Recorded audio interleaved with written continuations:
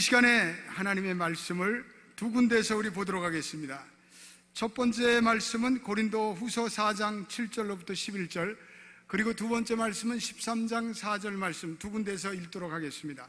우리 같이 말씀을 읽도록 하겠습니다.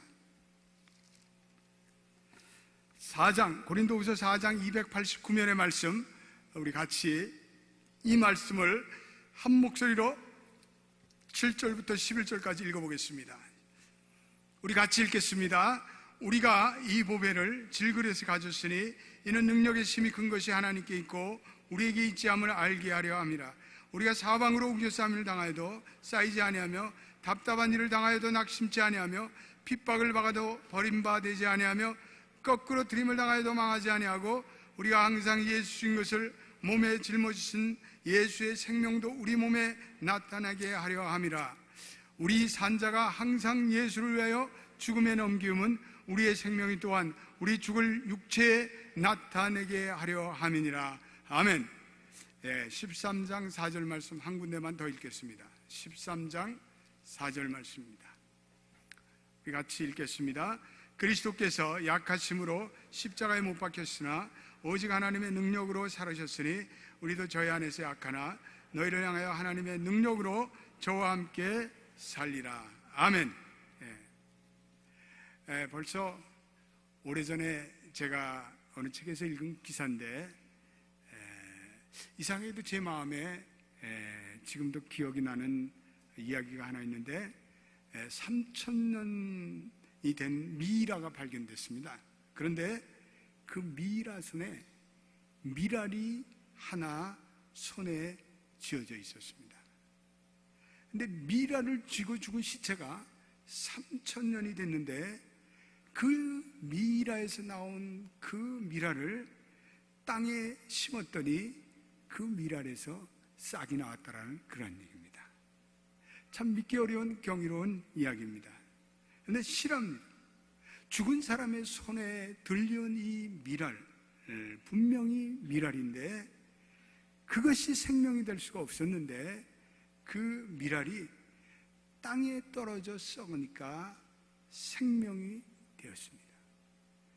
죽어야 생명이 탄생합니다. 죽어야 생명이 나온다. 참 역설적인 진리가 아닐 수 없습니다.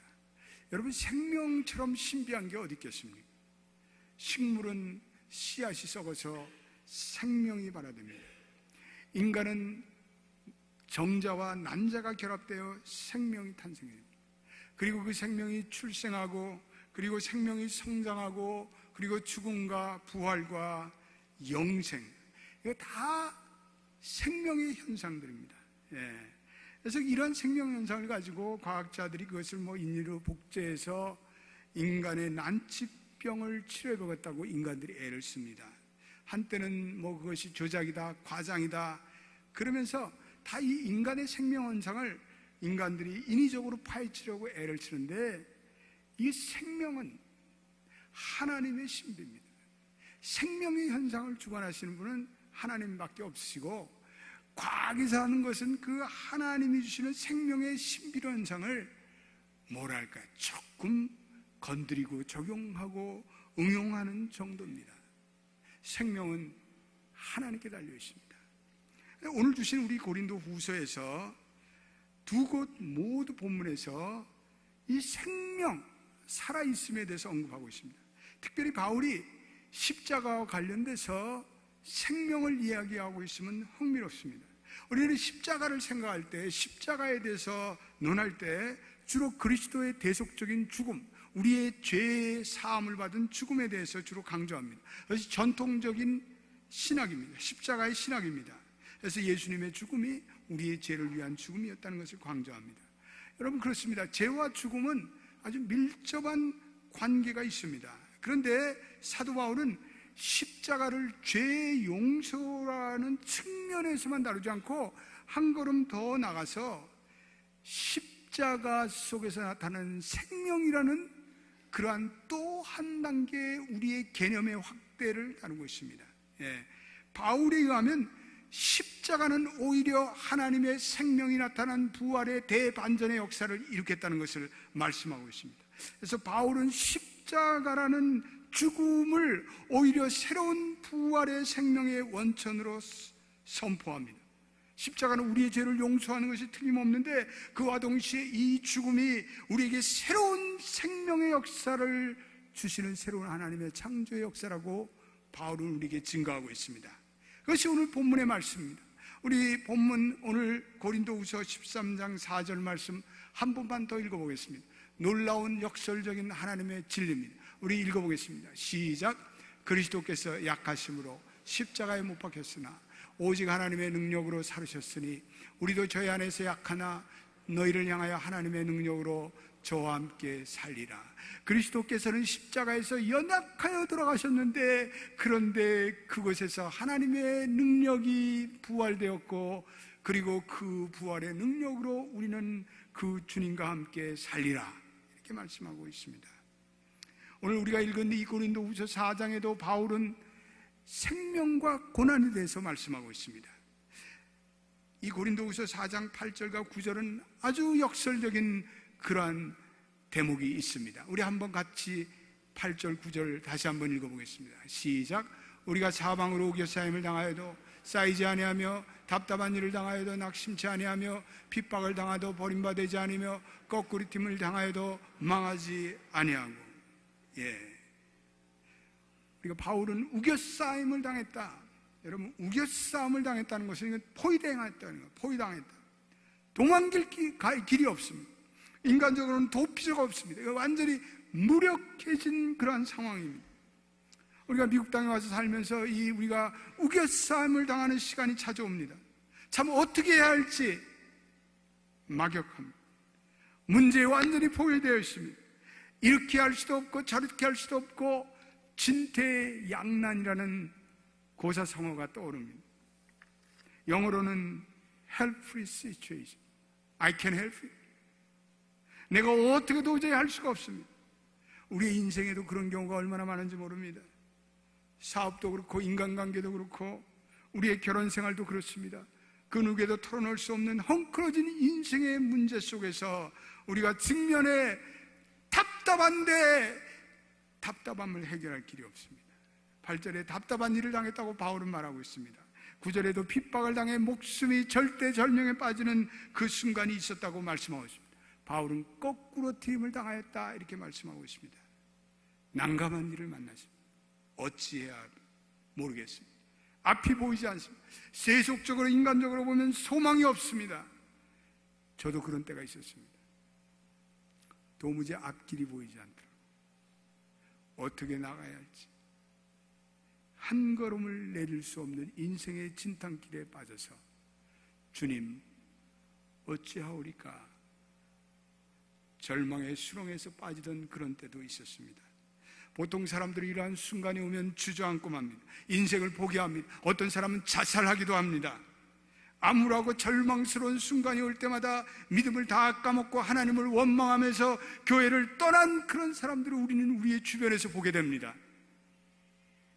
그런데 사도 바울은 오늘 본문을 통해서 그 우겨쌈과 그 답답함과 그리고 그 캄캄함에서 그러나 그 하나님의 자녀들은 넘어지지 않는다고 말씀하고 있습니다. 넘어질지라도 다시 일어난다고 말씀하고 있습니다. 7전8기와 같은, 오뚜기와 같은 그러한 인생, 실패의 나락에서 영원히 떨어질 것 같은 그 실패의 직전에서 옥두기처럼 일어날 수 있는 무언가 새로운 생명이 임한다는 것이죠. 오늘 10절을 읽어보십시다. 아주 귀한 말씀 같이 읽어보겠습니다. 시작. 우리가 항상 예수 죽인 것을 몸에 짊어지면 예수의 생명도 우리 몸에 나타내게 하려 함이라. 우리가 항상 예수 죽임 당하심을 짊어지군다. 이건 상징적인 표현입니다.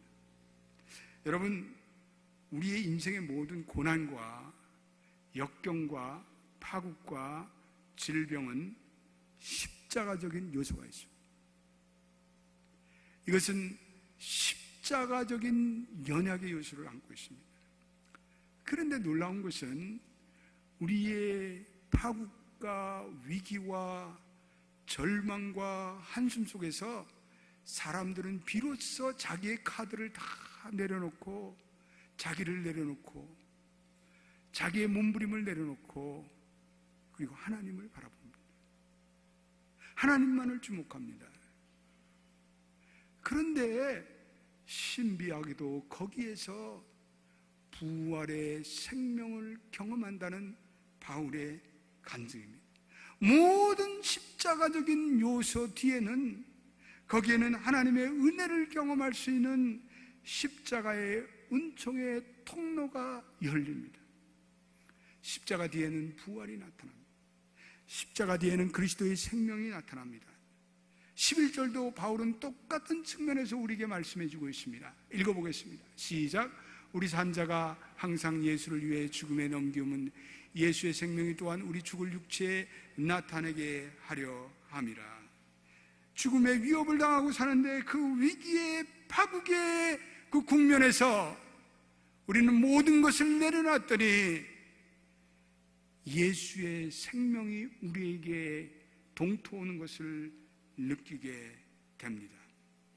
바울은 죽음과 같은 고난을 맞이했습니다. 바울은 죽음과 같은 파국의 순간을 맞이했는데 이제는 자기는 죽었다고 생각하고 모든 것을 내려놓는 순간에 신비하게도 신비로운 생명의 힘이 그 자신으로부터 움터오고 동토하는 것을 발견했습니다. 그러므로 그는 십자가에서 발견되는 생명 현상이라고 오늘 본문에 기록하고 있습니다. 저희 교회 집사님 한 분 계신데 암이 걸리셨어요. 그래서 몇 년 동안을 키모를 받으셨어요. 그래 키모를 받고 한때는 너무나 기운이 다 빠져서 이제는 자기가 느껴지더래요. 아, 이 생명이 꺼져가는 게 이런 것이구나. 점점 자기 내면의 에너지가 사라지고 점점 이제는 죽음이 다가오는구나. 그걸 깨닫겠더래요. 그런데 내가 그 집사님 신방 가서 그 집사님에게 말씀을 주셨는데 제가 혈류병 걸린 여인의 이야기를 하면서 내가 예수의 옷깃에만 손을 대던 날이라 그 말씀을 줬는데 그 집사님이 그 말씀을 계속해서 묵상한 그 전날 밤에 모든 힘이 다 꺼진 그 순간에 심지어는 자기의 고모 할머니가 나타났대. 꿈에 자기 보고 가자 그러더래. 얘야 가자. 죽었던 고모 할머니가 나타나서 얘야 가자 그러더래. 그 이제는 나는 죽었구나. 그러면서 내가 선포한 그 말씀을 붙들고 밤새도록 실험하는 가운데 잠깐 잠이 들었어요. 근데 새벽이 됐는데 자기가 눈을 뜨고 일어나는데 신비하게도 자기의 내부에서 뭔가 생명의 에너지가 올라오는 그 느낌 찾아오더래요. 뭔가 생명이 움터오는 그러한 신비한 경험이 찾아왔습니다. 아, 나는 살았다. 나는 살았다. 그리고 그 순간을 터닝 포인트로 해서 다시 그 집사님이 살아나게 됐습니다. 그 집사님의 생명의 극한 인생의 절망 사망의 단에 서서 그분에게 움터왔던 그 생명이 무엇이었을까? 예수의 생명이, 부활의 생명이 그 죽음의 언저리에서 주님이 주시는 놀라운 생명이 그녀에게 움터온 것입니다. 할렐루야. 바울은 고난 가운데 역설적인 생명이 움터오는 것을 그는 경험하면서 십자가 뒤에 나타나는 예수의 생명이라 오늘 우리에게 증거하고 있습니다. 여러분, 예수의 생명이라는 것은 신비한 것입니다. 그러므로 예수의 생명, 죽음을 이기시고 부활하신 주님이 주시는 생명, 우리가 하나님을 예배하고 경배하고 하나님과 교제하고 이 하나님께 기도하며 주님과 하나가 될 때 이 부활의 예수께서 우리에게 주시는 이 생명이 우리에게 약동해야 합니다. 성경에는 생명을, 이 예수가 주는 예수의 생명을 세 가지로 정의하고 있습니다. 첫째로는 하나님의 자녀들이 죄를 회개하고 죄에서 해방될 때 과거와 단절함으로 우리에게 새롭게 움터오는 영적인 생명을 얘기합니다. 이 영적인 생명을 헬라어로는 조에라고 그러는데 이것은 피지컬 라이프하고는 다릅니다. 우리의 육적인 생명과는 다릅니다. 이것은 하나님이 주시는 새로운 영적인 생명입니다. 예전에 우리가 경험하지 못했던 새로운 하나님의 생명이 우리의 마음과 영혼 속에 흐릅니다. 이건 하나님과의 관계가 화해되고 화목되고 회복되면서 하나님이 우리를 의롭다 여기심으로써 우리에게 주시는, 이거는 칭의적인 생명이라고 할 수가 있습니다. 두 번째, 하나님의 자녀들에게 이 칭의적인 생명이 찾아오면서 또 하나의 생명이 우리에게 찾아오는데, 그것은 성도들의 삶과 인격과 그리고 모든 생활에 변혁적인 그런 거듭남이 생겨납니다. 인내심이 생기고요, 긍휼과 자비의 마음이 동토고요, 새로운 생각이 동토고요, 창조적인 아이디어가 생각나고, 웬만한 시련과 마음의 고통은 거뜬히 이겨냅니다. 삶의 질서가 잡히고 삶의 역동성과 열정이 생기고 하나님이 주시는 새로운 비전이 동토와서 내 삶의 목적의식과 방향의식이 생깁니다. 하나님의 새로운 신적인 생명이 우리에게 흐름으로 신적인 질서와 신적인 형상이 네 안에, 내 삶이 계속될수록, 시간이 흐를수록 점진적으로 형성되는 것을 말합니다. 성화의 생명입니다. Sanctified life입니다. 하나님이 주시는 성화적 생명. 그런데 성경은 또 하나의 생명을 얘기하는데 교회에게 주시는 부흥의 생명이 있습니다. 하나님께서 거듭난 성도들이 이제는 하나님의 나라를 위해서 살아가라고, 그리고 모든 교회, 이 세상의 악과 이 세상의 모든 악한 권세를 극복하는 초자연적인 생명을 주십니다. 하늘과 땅의 모든 권세를 주셨으니 너희는 이제는 가서 모든 족속으로 제자를 삼아 그리스도의 복음을 땅 끝까지 전하라고 하실 때 주시는 생명, 이 생명으로 인해서 이 생명을 전할 때마다 불신자들의 생명이 살아나고, 그리고 성령의 권능으로 지역사회가 변하고 나라가 변하고, 이 부흥의 생명이 또 성경에는 나타납니다. 칭의의 생명, 성화의 생명, 부흥의 생명.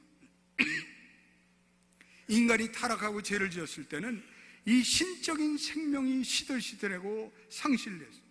인간이 하나님과의 관계가 절단되었을 때 인간은 육체적인 병, 육체적인 이 생명도 병들되게 됩니다. 영적인 생명이 퇴화해서 그 기능이 정지되었습니다. 그러나 우리가 예수를 믿고 우리가 복음을 듣고 그리고 성령이 우리에게 임할 때 예수께서 그 생명을 다시 우리에게 주셔서, 예수 그리스도는 라이프 기버, 생명을 주시는 분이고 그 생명이 우리에게 흐르기 시작해서 우리는 이제는 지난날에 경험하지 못했던 초월적인 능력을 체험하고, 우리는 그 능력에 덜입어서 하나님의 나라를 세워가는 변혁적인 하나님의 일꾼이 됩니다.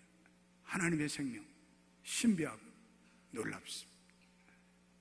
제가 한 번은 캘리포니아에 드라이브를 하고 이렇게 가는데, 북부 캘리포니아에 옥수수밭을 지나는데 끝이 없어요. 끝이 없는 옥수수 그 대단지를 지나는데요, 옥수수들이 보니까 비가 안 와가지고 다 말라 비틀어졌어요. 목이 축 처져 있고 안타까워. 그런데요, 놀라운 일이 벌어졌어요. 제가 운전을 하고 가는데 1시간 동안 폭우가 쏟아져요. 비가 쫙쫙 쏟아져. 그런데 그 비틀어졌던 옥수수 줄기가, 그 고개를 숙였던 옥수수 줄기가 그 생명의 폭우를 맞으면서 살아나는데요, 와, incredible, 오 마이 갓. 댄스를 해요, 댄스를. 춤을 춰요. 그 옥수수들이 생명의 생수를 마시고 그 생명이 발화되는데 장관이에요, 장관. 옥수수에 가득한 그 생명들이 춤을 추는데, 와우. 여러분, 그렇습니다. 우리가 하나님을 모르고 죄악 속에서 살 때 인간들은 생명이 다 죽어 있어요.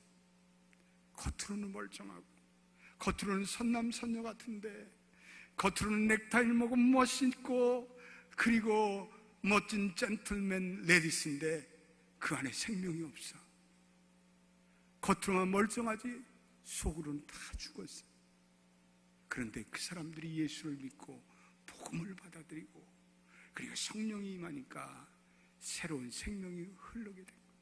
그 죽어가는 옥수수에 생명의 폭우가 내린 것 같이 예수의 생명, 예수의 폭우, 예수의 강수, 성령의 강수가 흘러 새로운 생명의 인생이 됩니다. 할렐루야. 여기 계신 분들이 다 그런 분들인 줄로 믿습니다. 우리가 하나님을 만날 때, 하나님과 교제할 때 우리의 영적인, 우리의 실제, 우리의 영적인 스피리추얼 엔티티의 이러한 놀라운 트랜스포밍한 변화가 찾아옵니다. 어제 우리 새벽 특세에 사도들이 감옥에 갇혀서 절망에 빠질 때 천사들이 나타나서 그들을 구해 주셨습니다. 그리고 천사들이 그들에게 명령했습니다. 이제 나가서 모든 백성에게 생명의 말씀을 계속해서 전하라. 하나님의 말씀, 생명의 말씀, 메시지 오브 라이프. 그렇습니다. 우리가 하나님의 말씀을 들을 때 우리들이 살아날 줄로 믿습니다. 여러분들이 오늘 하나님의 말씀을 들을 때 여러분들의 영은, 여러분들이 죽었던 영적 생명이 다시 한번 부활되는 하나님의 은혜가 있게 되기를 주님의 이름으로 축원드립니다. 하나님의 말씀은요, 우리에게 스피리추얼 라이프, 영적인 생명을 우리에게 주시는 것입니다. 지난주에 우리 새가족 환영회를 했는데 새가족들이 간증을 하는데요, 지난주에 따라서 새가족들이 얼마나 눈물을 흘리면서 간증하는지 우리 듣는 사람들이 다 은혜를 받고 눈물을 흘렸습니다. 생명이 흐르는 곳에 자신들이 오니까 뭔가 예전에 경험할 수 없던 생명이 흐르는 것을 느꼈습니다. 그 간증을 해주신 거예요. 교회 어느 권사님 때문에, 교회 어느 집사님 때문에 그저 끌려 나오다시피 교회를 나왔는데, 맨 처음에는 교회 나와서 말씀도 안 들리고 잠도 오고 졸기도 하고 그랬는데 어느 날부터 하나님의 말씀이 들리기 시작합니다. 하나님의 말씀이 깨달아지기 시작합니다. 영적인 생명이 탄생되는 놀라운 간증의 이야기였습니다. 연합교회가 계속해서 새로운 생명들이 복음과 복음의 전도와 생명의 말씀으로 탄생되기를 주님의 이름으로 축원드립니다. 여러분, 십자가가 생명인 가장 중요한 원인이 있습니다. 왜냐하면 십자가는 성령의 원천이기 때문에 그래요. 갈라디아서 3장 13절과 14절에 사도 바울은 또한 이 십자가를 가리켜 저주의 십자가, 이 십자가의 율법의 저주의 십자가가 우리 인생들에게 끼친 놀라운 축복에 대해서 두 가지로 정리하고 있습니다. 13절 14절 한번 읽어보겠습니다. 시작. 그리스도께서 우리를 위하여 저주를 받은 바 되사 율법의 저주에서 우리를 속량하셨으니 기록된 바 나무에 달린 자마다 저주 아래 있는 자라 하였음이라. 이는 그리스도 예수 안에서 아브라함의 복이 이방인에게 미치게 하고 또 우리로 하여금 믿음으로 말미암아 성령의 약속을 받게 하려 함이니라. 아멘. 13절과 14절은 원인과 결과의 구절입니다. 13절에 원인이 있었기에 14절에 결과가 있었다는 거예요. 13절에는 그리스도의 율법의 저주, 그가 십자가에 달려서 저주를 받으시고 피를 흘리시고 그 몸이 지키신 모든 율법의 저주의 사건의 결과로 두 가지가 우리에게 주어졌다는 거예요. 첫째는 아브라함의 복이 그리스도 예수 안에서 우리로 하여금 하나님의 자녀되게 하셨고, 두 번째로는 믿음으로 말미암아 성령의 약속이 성취되었다, 이 말씀이에요. 그래서 오늘 보니까 십자가의 저주의 사건으로 우리가 믿음으로 의롭게 되는 아브라함의 복을 모든 이스라엘 백성들뿐 아니라 이방인들이 다 누리고, 이제는 십자가의 사건으로 믿음을 통한 약속하신 성령이 우리에게 수여되는 축복이 있었다. 그래서 예수 그리스도의 이 저주의 사건은 우리에게 오신 성령을 받기 위한 전제 조치였다라고 바울은 말하고 있습니다. 그러므로 그리스도 오심과 그 오심의 절정인 십자가는 성령을 주시기 위한 전제 조건이었다. 그래서 바울은 갈라디아서서 십자가라는 것은 성령의 선물입니다 라는 것을 강조하고 있습니다. 그리스도의 십자가는 성령의 원천입니다. 따라서 해보십시오. 그리스도의 십자가는 성령의 원천이시다.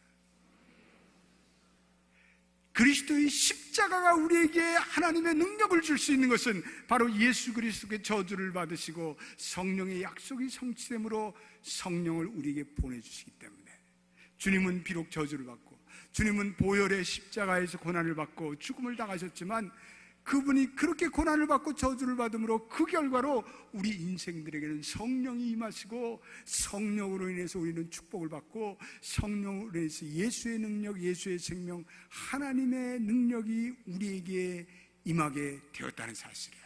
할렐루야.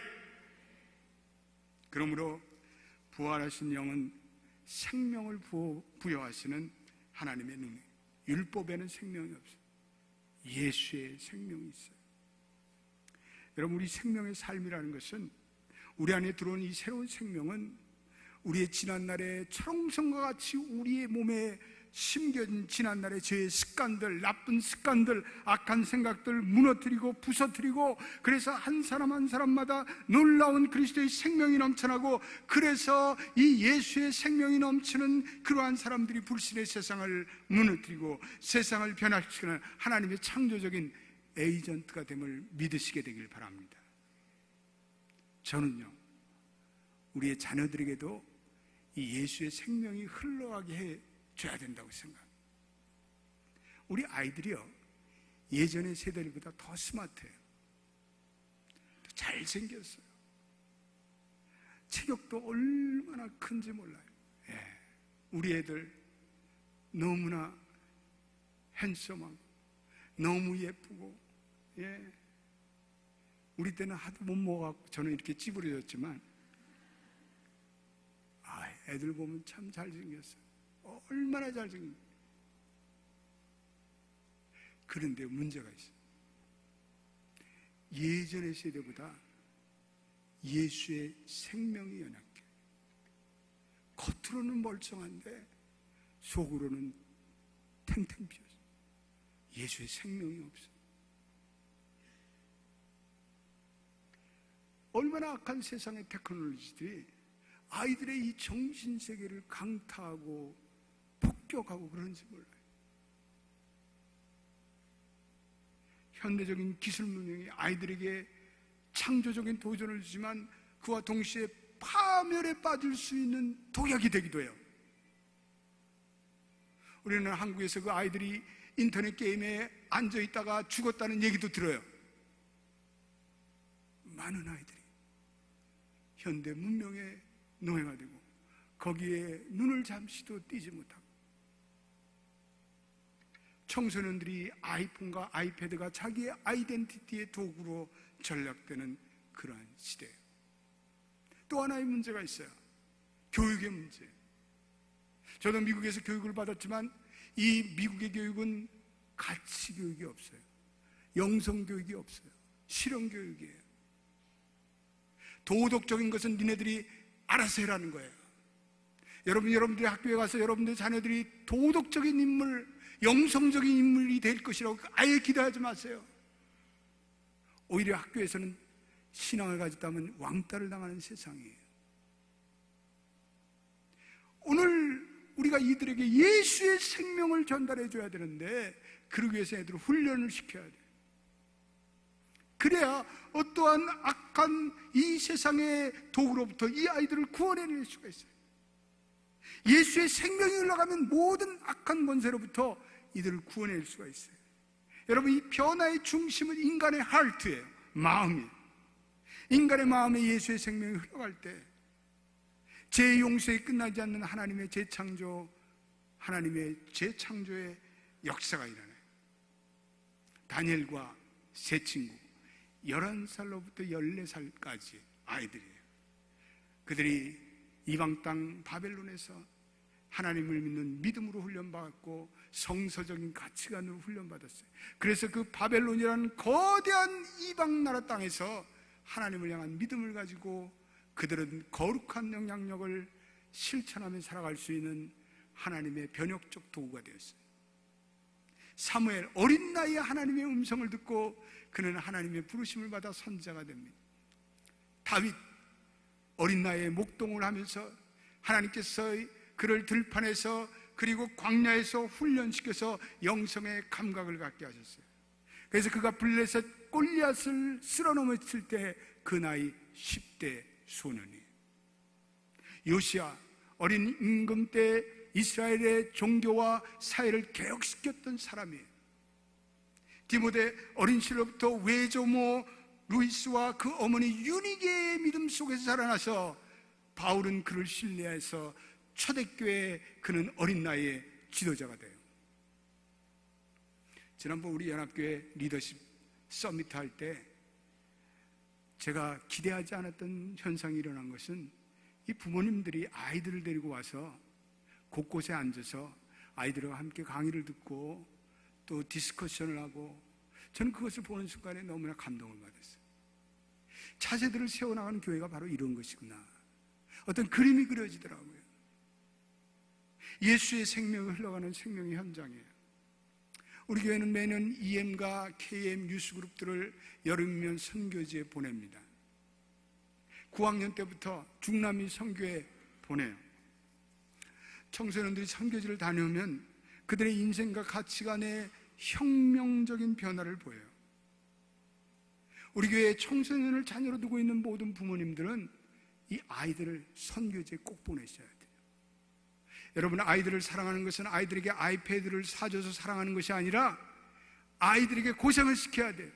아이들에게 훈련을 시켜야 돼요. 그래서 아이들이 선교지를 다녀오면 감사라는 단어를 비로소 배우게 돼요. 애들이 너무 풍요하니까 감사를 몰라요. 얼마나 자기들이 풍요한 세상에 살고 있는가를 깨닫지 못해요. 근데 선교지를 다녀오면 비로소 애들이 감사하구나, 행복이 무엇인지를 깨닫게 돼요. 그리고 부엌에 나가서 엄마도 도와주고, 그리고 그 청소년 그 그룹에서 영적인 리더가 돼요. 우리 내주 4월 10일부터 13일까지 저희 교회에서 포폴틴 교육 선교대회가 열려요. 바나바라는 미국의 조사기관에서 한 사람이 평생 가지는 행동 양식과 신앙의 모든 체계가 다 유년기 때 형성되는 거예요. 유년기와 청소년 때 형성된다는 거예요. 그래서 대부분 4살부터 14살 때 이 모든 영적인 도덕성의 파운데이션이 그때 형성된다는 거예요. 그러므로 크리스찬의 영적인 정체성이 4살부터 14살에 형성되기 때문에 이때가 복음의 수용성이 가장 높은 때이기 때문에 이때를 놓치지 않고 복음을 전해서 이들을 하나님 나라 백성으로 만들자는 운동이에요. 오늘날 중남미를 비롯한 아프리카의 수많은 아이들이 이러한 복음을 들을 수 있는 특권과 영광으로부터 외면되고 제외되고 있습니다. 그들은 절망과 빈곤과 그리고 에이즈와 그리고 내전으로 죽어가고 있습니다. 그들에게 생명의 복음을 전할 수 있는 선교적인 네트워크를 만들자는 그러한 선교 운동이에요. 중남미의 유명한 그러한 선교사들이, 선교 지도자들이 저희 교회에 모여서 우리 미주의 우리 한인교회 목회자들과 선교대회를 가져요. 우리 성도들도 꼭 오셔야 돼요.